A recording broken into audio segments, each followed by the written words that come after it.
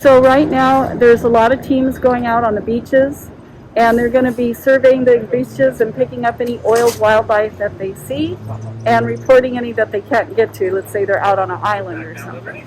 And then once they're captured, they're going to be brought in here so that we can stabilize them. And once they're stable, we're going to most likely transfer them north to International Bird Rescue in Pedro for the wash. And they're in San Pedro? San Pedro. Right. So it's a little bit of a drive for them. So we want to make sure they're good and stable. And that's why the veterinarians are taking such good care of them right now. So this is like a triage today? Yes. It's like a MASH unit. We're a MASH unit. Let the recovery teams and the professional handlers do their job. Stay away from the oil. Don't get in the water. Let everybody do what they need to do to make it safe for everyone. Yeah. And don't try to capture any oiled wildlife. You can end up chasing them back into the water and they can die.